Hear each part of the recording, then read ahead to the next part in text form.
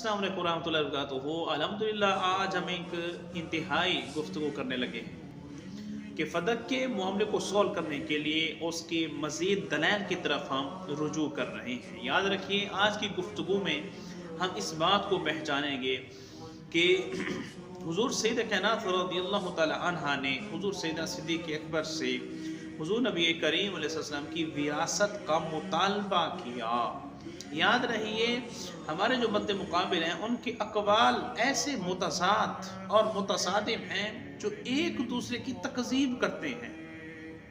मिसाल के तौर पर वो एक दावा ये करते हैं कि रसूलुल्लाह सल्लल्लाहु अलैहि वसल्लम की विरासत से हुज़ूर सैयदना फ़ातिमा ज़हरा रज़ियल्लाहु तआला अन्हा उन्होंने हिस्सा मांगा और फरमाया कि मुझे मेरे वालिद की विरासत से फ़दक का हिस्सा दो, और उन्होंने ये हिस्सा तलब किया।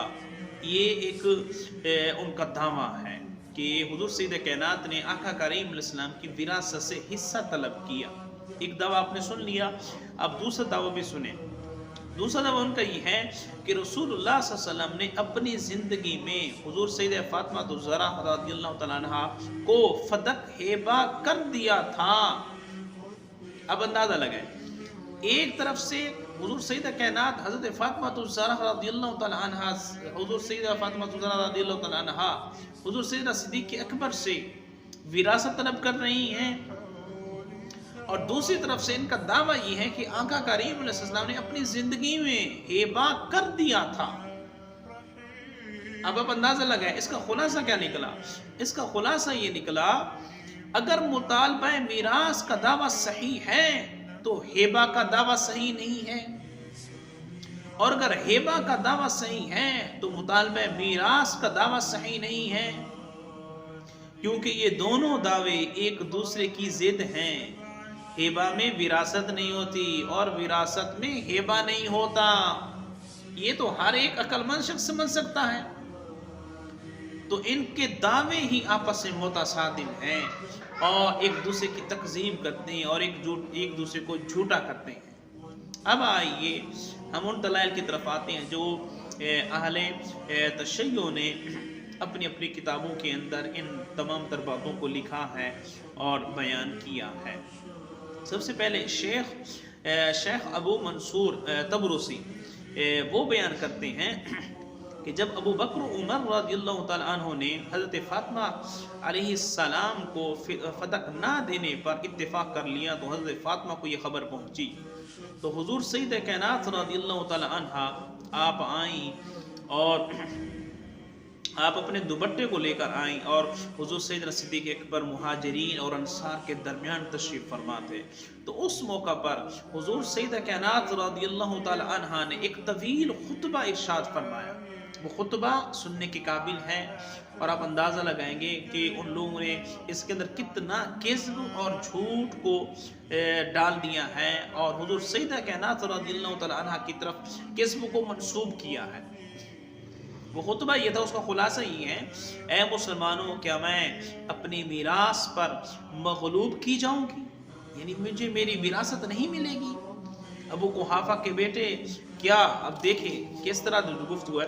अबू कुहाफा के बेटे, क्या किताबुल्लाह में ये लिखा है कि तुम तो अपने बाप के वारिस होगे और मैं अपने बाप की वारिस नहीं होंगी? क्या ये कुरान में लिखा है कि तुम तो वारिस बन जाओगे और मैं अपने बाप की वारिस नहीं बन सकती? ये तो तुमने अपने खुदा पर झूठ बांधा है। क्या तुमने आमदन किताबुल्लाह को छोड़ दिया है और इसकी अहकाम को पस पुश्त फेंक दिया है? क्योंकि अल्लाह ताला फरमाता है सुलेमान दाऊद के वारिस हैं, ववारिसा सुलेमान दाऊदा, ये सुलेमान अलैहिस्सलाम दाऊद के वारिस हैं। ये ऐत हुज़ूर सैयद कायनात ने बतौर दलील पेश की। सिर्फ यही नहीं, और अल्लाह ताला ने यहया बिन ज़करिया का कौल नकल किया है, ऐ अल्लाह मुझे ऐसा वली अता फरमा जो मेरा और आले याकूब का वारिस हो। यानी हज़रत ज़करिया अलैहिस्सलाम ने दुआ की थी, ऐ अल्लाह बेटा अता फरमा और ऐसा वली अता फरमा जो मेरा भी और आले याकूब का भी बहुत बड़ा उनका हकदार हो और उनके सालिहीन लोग में से हो और उनके ऊपर अमल करने वाला हो। تو حضرت زکریا علیہ السلام نے بھی دعا کی تھی رب کی بارگاہ میں، اور اللہ تعالیٰ نے حضرت یحییٰ علیہ السلام ان کو عطا کیا تھا۔ تو حضرت فاطمۃ الزہرا رضی اللہ تعالی عنہا نے یہ بات پیش کی۔ مہاجرین صحابہ بھی موجود ہیں، انصار صحابہ کے نام بھی موجود ہیں، اور حضور سیدنا صدیق اکبر بھی سن رہی ہیں۔ تو آگے مزید فرمایا بعض رشتہ داروں کو حق بعض سے زیادہ ہوتا ہے، اور فرمایا اللہ تمہاری اولاد کے متعلق وصیت کرتا ہے، اور مرد کو 2 لڑکیوں کا حصہ ملے گا، اور فرمایا اگر کسی شخص نے مال چھوڑا تو اس پر لازم ہے کہ وہ والدین اور رشتہ داروں کے حق میں دستور کے مطابق وصیت کرے، یہ متقین پر فرض ہے۔ اور تم نے یہ گمان کیا کہ میرا اپنے والد کی وراثت میں سے کوئی حصہ نہیں ہے، اور ہمارے درمیان کوئی رشتہ داری نہیں ہے، کیا اللہ تعالی نے تمہیں وراثت کا کوئی خاص حکم بتایا ہے؟ اے ابو بکر آپ بتائیے، کیا اللہ تعالی نے کوئی خاص حکم تمہیں بتایا ہے؟ کیا اللہ تعالی نے تمہیں وراثت کا کوئی خاص حکم دیا ہے جس کی بنا پر تم نے میرے والد کی وراثت کے احکام سے خارج کر دیا ہے؟ یا تم یہ کہتے ہو کہ میرا اور میرے والد کا ایک دین نہیں ہے؟ جن کے دین مختلف ہوں وہ ایک دوسرے کے وارث نہیں ہوتے۔ کیا میرا اور میرے والد کا دین علیحدہ ہے؟ کیا اللہ تعالیٰ نے اب کوئی علیحدہ کوئی حکم ارشاد فرمایا ہے؟ کیا وجہ ہے آپ وراثت نہیں دیتے مجھے؟ یا تم میرے والد اور میرے شوہر کی بنسبت قرآن کے خاص اور عام کو زیادہ جانتے ہو؟ سو آج تم فدق کو بغیر کسی معارض اور منازع کے لو، کل حشر کے دن تم سے ملاقات ہوگی۔ سب سے اچھا فیصلہ کرنے والا اللہ ہے، اور حق کو طلب کرنے والے محمد صلی اللہ علیہ وسلم ہیں۔ تم سے قیامت کا وعدہ ہے، اور اس دن اہل باطل نقصان اٹھائیں گے، اور ہر چیز کی ایک قرار گاہ ہے، اور تم ان قریب جان لو گے کہ دائمی اور ذلت والا عذاب کون اٹھائے گا۔ اب یہ تمام تر شیخ احمد بن علی بن ابی طالب طبرسی انہوں نے الاحتجاج کے اندر اس کو بیان کیا کہ حضور سید کائنات نے صحابہ کرام کے سامنے یہ طویل تقریر فرمائی اور خطبہ ارشاد فرمایا، اور آپ نے اس کے اندر دیکھ لیا کس انداز سے حضور سید کائنات رضی اللہ تعالی عنہ بات کر رہی ہیں۔ یہ کیا ہے؟ حضور سید کائنات نے باتیں نہیں کی، بلکہ ان لوگوں نے ایسا انداز پیش کر دیا ہے کہ معاذ اللہ ثم معاذ اللہ حضور سیدنا صدیق اکبر کی ذات پر کیچڑ اچھالا جائے اور ان کی تکذیب کی جائے۔ صرف یہی نہیں، آگے بھی چلیے، ملا باقر مجلسی نے ایک طویل خطبہ بعین ہی جو یہ ابھی پیش کیا گیا، اس کے آخر میں یہ بیان کرتے کہ حضرت فاطمۃ الزہرا نے یہ دیکھا کہ ان کی تقریر سن کر ان منافقوں پر کوئی اثر نہیں ہوا۔ معاذ اللہ ثم معاذ اللہ صحابہ کرام کو ملا باقر مجلسی منافق قرار دے رہا ہے۔ آپ اندازہ لگائیں کہ جب انہوں نے دیکھا کہ ان منافقوں پر ان کی تقریر اثر نہیں کر رہی اور ان کی طرف سے کوئی آواز نہیں آئی، تو انہوں نے حضرت ابوبکر سے متوجہ ہو کر کہا آج تم بغیر کسی معارض اور فریق کے فدق لے لو، کل حشر کے دن تم سے ملاقات ہوگی۔ یہ ملا باقر مجلسی کہہ رہا ہے کہ انہوں نے پھر ویسے جملے ارشاد فرمائے کہ اے ابوبکر آج تم لے لو، کل قیامت کے دن میں دیکھ لوں گی اور تم سے ملاقات ہوگی۔ یہ ملا باقر مجلسی نے لکھا۔ اس کے علاوہ ملا باقر مجلسی نے جلاء العیون کے اندر بھی اس بات کو لکھا، حضرت فاطمۃ الزہرا رضی اللہ تعالیٰ عنہ نے رسول اللہ صلی اللہ علیہ وسلم کی وراثت سے اپنا حصہ مانگا اور حضرت ابوبکر صدیق نے حصہ نہیں دیا، اور یہ حدیث سنائی۔ رسول اللہ صلی اللہ علیہ وسلم نے فرمایا ہم گروہ انبیاء کا کوئی وارث نہیں بنایا جاتا۔ ملا باقر مجلسی لکھتا ہے ان سب نے مل کر متفق ہو کر ایک حدیث موضوع بنا لی، ایک حدیث گھڑ لی کہ رسول اللہ صلی اللہ علیہ وسلم نے فرمایا ہم گروہ انبیاء وارث نہیں بنائے جاتے۔ اب ملا باقر مجلسی نے جو حدیث لا نورث ما ترکنا صدقۃ اس کو موضوع قرار دیا، اس کو من گھڑت قرار دیا، اور کہا ان لوگوں نے تمام نے مل کر اس حدیث کو گھڑ لیا ہے۔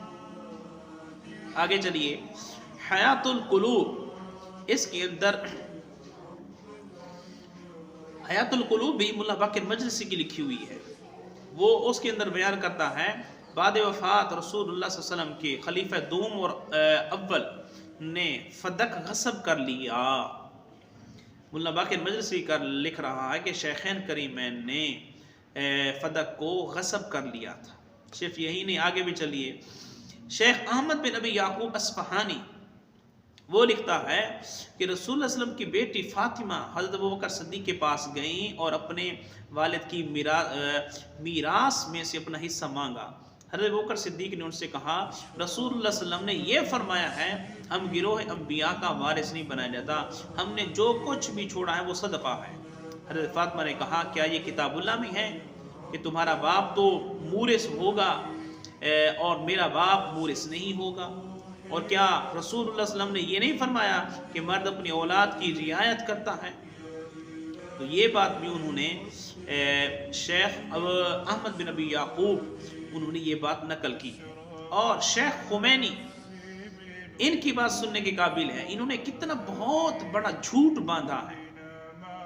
شیخ روح اللہ خمینی وہ بیان کرتا ہے کہ حضرت ابوبکر صدیق نے قرآن کریم کی جن صریح آیات کی مخالفت کی ہے اور وہ معتبر تواریخ اور اہل سنت کی کتب و احادیث سے ثابت ہیں، اور یہ احادیث درجہ حد تواتر کو پہنچی ہوئی ہے۔ یہ شیخ روح اللہ موسیٰ خمینی کشف الاسرار کے اندر اس بات کو بیان کر رہا ہے اور لکھتا ہے معتبر تواریخ اور سنیوں کی صحیح کتب حدیث میں لکھا ہوا ہے کہ حضرت فاطمہ الزہرا رضی اللہ تعالیٰ عنہا حضرت ابوبکر صدیق کے پاس آئیں اور اپنے والد کی میراث کا مطالبہ کیا۔ حضرت ابوبکر صدیق نے کہا، پیغمبر نے کہا ہے کہ ہم کسی کو وارث نہیں بناتے، ہم نے جو کچھ بھی چھوڑا ہے وہ صدقہ ہوتا ہے۔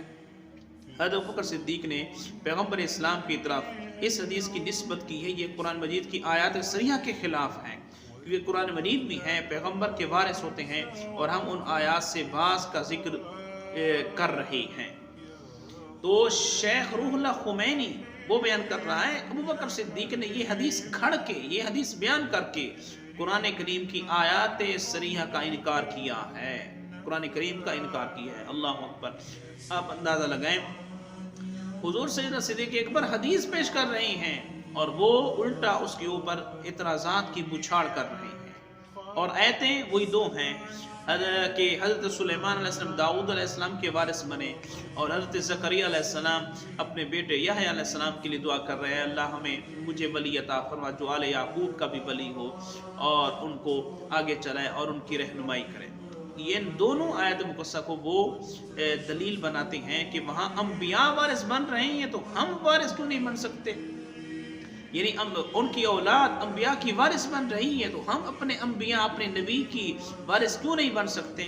حضور سیدہ کائنات کی طرف فرماتے ہیں۔ تو بہرحال حضرات گرامی، آج اس چیز کے اندر ہم نے صرف یہی نقل کیا ہے کہ اہل تشیع نے جو دعوے کیے ہیں ایک تو متصادم ہیں اور متضاد ہیں، اور ان کے دعوے ایک دوسرے کی تکذیب کرتے ہیں، اور دوسرا یہ کہ انہوں نے اس دعوے کو حضور سیدنا صدیق اکبر کی طرف لا نور ثم ذکر صدقۃ کی جو حدیث ہے اس کو من گھڑت قرار دیا ہے کہ انہوں نے اس حدیث کے ذریعے قرآن کا انکار کیا ہے، قرآنی آیات کا انکار کیا ہے، اور حضور سید کائنات رضی اللہ تعالیٰ کا دل دکھایا ہے، اور حضور سید کائنات رضی اللہ تعالیٰ ان کے اوپر سخت رنجیدہ تھی، کبیدہ خاطر تھی۔